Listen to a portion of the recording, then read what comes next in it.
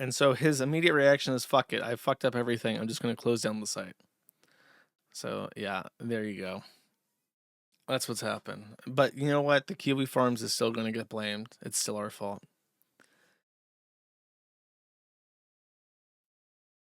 Okay. So, not really in any kind of binding material between these two, but I did open the stream with a little animation. I felt inspired. I put on Zitter this clip, which received a lot of comments and views despite not many likes, but I'll play it for you now. Okay. Folks, you need to wake up and smell the fascism. This is Technology Connections, and Technology Connections is a very beloved channel because he is very obviously autistic, and he has a very nice, friendly, happy little niche interest of consumer electronics, something that not many people put too much thought into. But as he says, he's a proud Midwesterner from Illinois, and he likes to save a buck where he can, and he likes to pay attention to appliances and how appliances can be made better for less. His big one, his most interesting bottled rant is about dishwasher detergent. He outlines in excruciating detail to the point where he has bought washing machines and soldered on a plastic cover to the side. Like he cut a hole out and then covered it with plastic and then ran a wash to show how it works.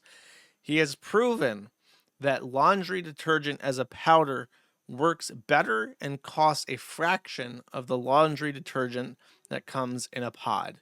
That is his most important thing. He hates those fucking pods, and he says that the plastic that they come in, even though it does dissolve, it actually dissolves into like microplastics. So it's not that great for the environment. It's not that great for you. It's not that great for your wallet. There's literally no reason to use them, but for some reason, they are a hot commodity. Even I use them, chap. So it's interesting. It's an interesting listen. He breaks down things. He goes into details about heat dispersion. There's a very nice video that he's done about what is it? Like freezing food. It's like a weird device that like dries out food by freezing stuff in like a high pressure environment. Very interesting videos. And one of his other autistic interests is in electric energy, or sorry, solar energy. He likes solar, he likes wind. He's one of those people. So of course, as a rural Midwesterner, he bought himself a Tesla and he bought himself a Starlink, and then Elon Musk became bad. And so he's had to apologize and rationalize in his head why he made these decisions, why he owns these devices of pure unadulterated fascism.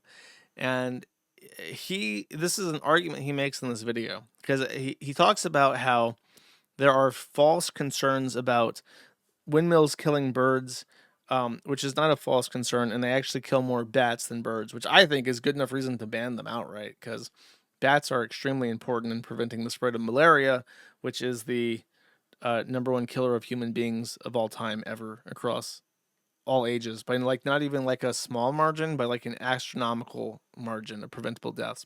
Malaria is number one. The other thing is that he says batteries can be recyclable. He goes into detail about how lithium-ion batteries can be recyclable. We don't have the technology to economically recycle lithium-ion batteries at this exact moment. However, we definitely can once the heckin' science is figured out, so don't worry about it. And that's the gist of his arguments, that people are overly concerned about a non-problem regarding dead birds, and people are overly cautious about something that will be fixed in the near future once the science is settled on it. However, in this pre-rant, he doesn't address one particular thing, which anybody who is a heckin' conservatard who is against the petroleum industry would immediately bring up. Doesn't even, literally not even once, acknowledges the alternative to solar and wind for green renewable energy. Does not even mention the word. Never says nuclear. Never says it, not even one time. Never addresses the alternative, because even a libshit like him has to know at the bottom of his heart that the only people that we are importing into this country to do any work are Indians. And you cannot trust an Indian with a nuclear power plant. It would result in a disaster. To the point where someone told me this, and I don't even know if this is true, but apparently Russia sold a bunch of submarines to nuclear submarines to India, and on the condition that Indian crew members would never be allowed into the nuclear engine room, and Russian crews would have to maintain it. So apparently, India has a bunch of Russian submarines that are nuclear powered that still have continuous Russian staffing on them. And Indians are not even permitted to be in those rooms, because even the Russians know you cannot let a fucking Indian anywhere near a nuclear powered plant in a submarine. So, um, that's the first part. The second part is he just goes off and he just starts crying about ICE and about the Orange Man and about the X Man and about deportations and how the government is just murdering innocent civilians, and he just fucking loses it.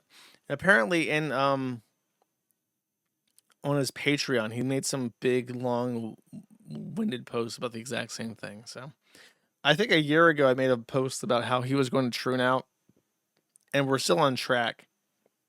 Someone said at some point he cut his hair. His hair was growing out really long, and then one day he cut it. So they felt like maybe he won't Trune out, but he might still Trune out, chat. He might still Trune out.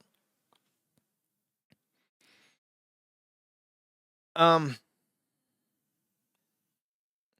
so that's it. That's all I want to say about technology connections. Hopefully he can recover, chat. Hopefully he can be redeemed, chat.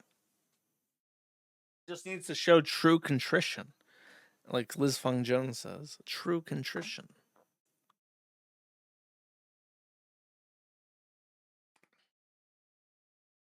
Supposedly he has a wife, but I don't think there's any pictures of her. Think it's a wife, chat, or you think it's a wife? Air quotes. I'm doing the air quotes. You can't see them, but I am doing air quotes. It's possible. You never know these days.